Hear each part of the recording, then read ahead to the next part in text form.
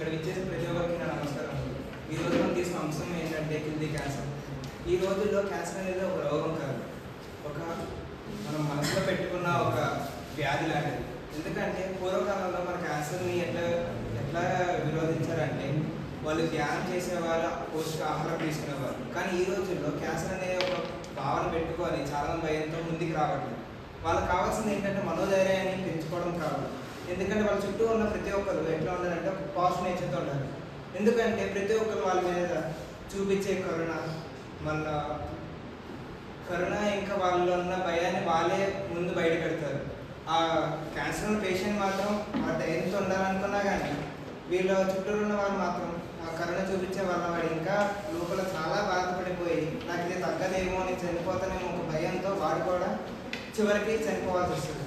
కానీ మన చుట్టూ ఉన్న ప్రజలు కానీ మన మనుషులు కానీ వాడికి ధైర్యం చెప్పి నువ్వు బతకగలవు అని ఒక ధైర్యాన్ని, ఒక హోప్ అనేది పెంచితే కనుక ప్రతి ఒక్క క్యాన్సర్ పేషెంట్ అనే వాళ్ళు బతుకుతాడు. కానీ మన పాతకాలంలో ఉండేది ఎట్లా అంటే క్యాన్సర్ వచ్చినప్పుడు వాళ్ళు చేసే సర్జరీ కానీ లేకపోతే రేడియేషన్ వల్ల చాలా నొప్పులు వచ్చి క్యాన్సర్ పేషెంట్స్కి చాలామంది బాధేసి ఇంకా నొప్పి వల్ల చనిపోతానేమో ఒక భావనతో వాళ్ళు బయటికి రాలేక చెప్పుకోలేక ఆ సర్జరీ కానీ రేడియేషన్ కానీ చేయించుకోకుండా వాళ్ళు అట్లాగే చనిపోతున్నారు క్యాన్సర్. కానీ ఈ రోజుల్లో అలా కాకుండా మన వైద్య శాఖ అనేది చాలా మటుకి పెరిగింది. లైక్ కీమోథెరపీ లాంటివి అనేవి వచ్చాయి కాబట్టి చాలామంది పీస్ఫుల్గా వెళ్తున్నారు. కానీ సగం మంది మాత్రమే బతుకుతున్నారు. ఎందుకంటే వాళ్ళు చెప్పుకోలేక అది అంచులంచున పెరిగిపోయి చాలామంది ప్రజలు అనే వాళ్ళు చనిపోతున్నారు. కాబట్టి ఈ మన ఒక అంశాన్ని ముందుకు జరపాలి అంటే చాలామందికి చెప్పుకుంటూ వెళ్ళాలి. ఈ క్యాన్సర్ అనేది ఒక భావన మాత్రమే, మనం ముందుకు రావాలి, ఒక అంశం మీద మనము ధైర్యంగా నుంచోవాలి, మనం వెళ్ళి చేయించుకోవాలి ఆపరేషన్స్ అనేది.